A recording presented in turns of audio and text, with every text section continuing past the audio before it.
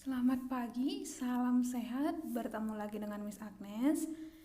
Kali ini kita akan membahas lanjutan dari kaidah pencacahan. Nah, kaidah pencacahan sebelumnya kita sudah memahami bagaimana hasil perkalian, penjumlahan, juga permutasi yang awal. Nah, pembahasan kali ini kita akan memulai dengan permutasi siklis. Nah, misalnya tersedia n unsur yang berbeda, banyak permutasi siklis atau berputar dari n unsur itu ditentukan dengan rumusnya sebagai berikut, yaitu P siklis permutasi siklis sama dengan n kurang 1 faktorial. Nah, di mana misal kita punya contoh soal, misalkan ada 4 orang, yaitu Ayu, Cynthia, Alin, dan Lim, menempati 4 buah kursi yang mengelilingi sebuah meja bundar.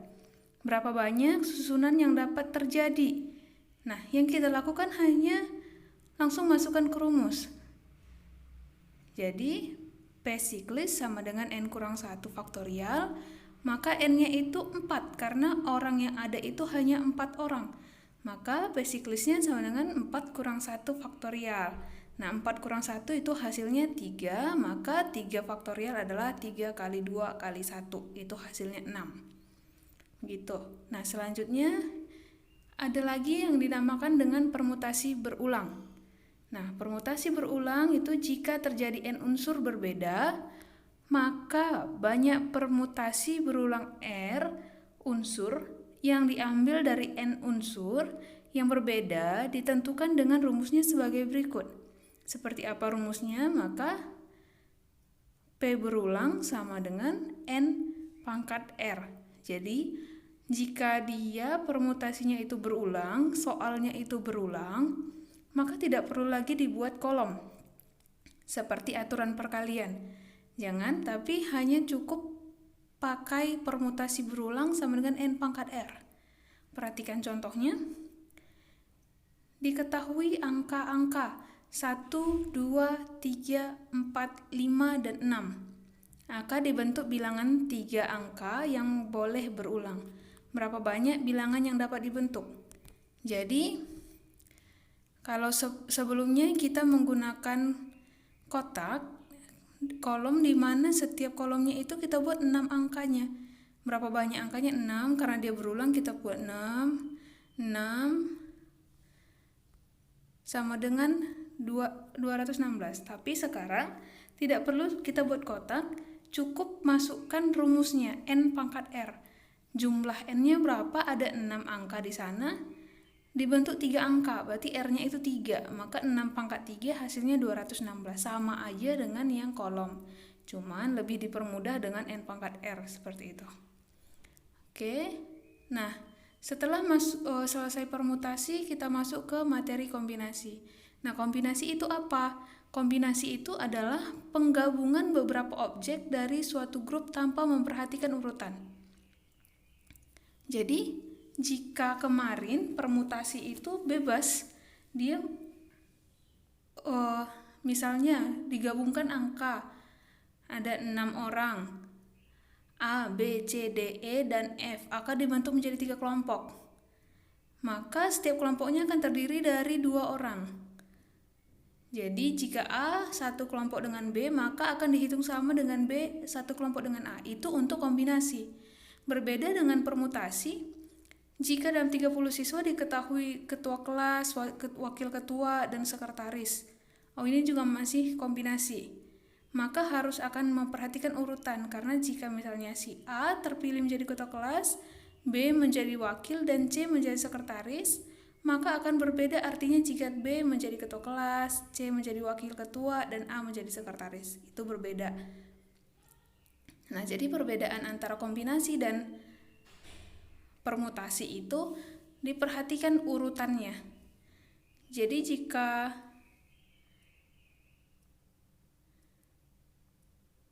kombinasi, jika misalnya ada aturan memakai baju dan celana, maka tidak akan mungkin kita pakai celana di atas, jadi baju gitu. Jadi diperhatikan benar-benar bagaimana kombinasi dan permutasi itu. Oke, nah misal Kombinasi R unsur yang diambil dari N unsur yang tersedia adalah satu pilihan dari R unsur tanpa memperhatikan urutan. Jadi, R itu harus kurang dari sama dengan N, maka ditentukan dengan rumusnya itu kombinasi NR sama dengan N faktorial per R faktorial kali N kurang R faktorial. Jika kemarin di permutasi, rumusnya hanya permutasi NR per N faktorial per N kurang R faktorial. Di sini ada R faktorial lagi tambahannya di penyebut. Nah, penggunaannya bagaimana? Kita perhatikan ke contoh. Misal, beberapa banyak kelompok yang terdiri dari 3 siswa yang dapat dipilih dari 20 siswa untuk mewakili sekolahnya dalam kompetisi matematika. Nah, berapa banyak kelompok yang terdiri dari 3 siswa yang berbeda dapat dipilih dari 20 siswa. Nah, jadi yang kita lakukan itu langsung kombinasikan antara 20 dengan 3. Maka kita peroleh 20 faktorial per 3 faktorial kali 20 kurang 3 faktorial. Nah, sama seperti sebelumnya, sederhanakan yang 20-nya kita jabarkan cukup sampai 17. Karena 20 kurang 3 itu 17, nanti bisa kita coret. Maka hasilnya itu 17-nya habis. Hasil 20 kali 19 kali 18 dibagi dengan 3 kali 2 kali 1 itu 1140 cara.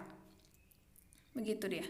Selanjutnya, misal pada suatu kelas terdapat 8 orang pria dan 12 orang wanita, akan dipilih 5 pria dan 3 wanita untuk membentuk kelompok gerak jalan. Nah, berapa banyak cara untuk membentuk kelompok tersebut?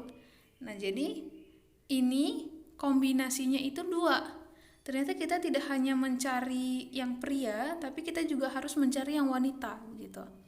Jadi apa yang harus kita lakukan? Kita kombinasikan dulu yang wanita. Boleh yang pria dulu atau wanita dulu, terserah. Tapi di sini Miss memakainya itu yang wanita dulu. Jadi kita kombinasikan jumlah total wanita dengan wanita yang akan dipilih. Jadi total wanita itu 12 dengan wanita yang dipilih itu 3. Jadi kombinasi 12 3 itu 12 faktorial per 3 faktorial dikali 12 kurang 3 faktorial. Yang penjabarannya karena 12 kurang 3 itu 9, maka 12 hanya kita jabarkan sampai 9. Maka 12 kali 11 kali 10 kali 9 faktorial, full stop.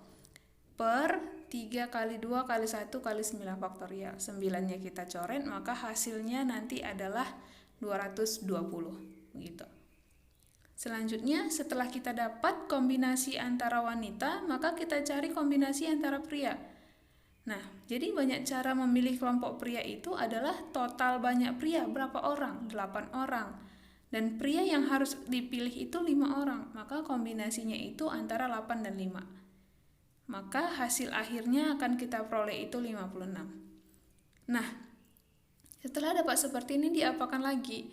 Nah, untuk membentuk kelompoknya, maka kedua-duanya itu kita kalikan. Hasil kedua-duanya kita kalikan. Maka banyaknya cara membentuk kelompok gerak jalan itu adalah kombinasi wanita dikali kombinasi pria, yaitu 220 dikali dengan 56. Maka hasilnya itu adalah 12.320 cara. Seperti itu.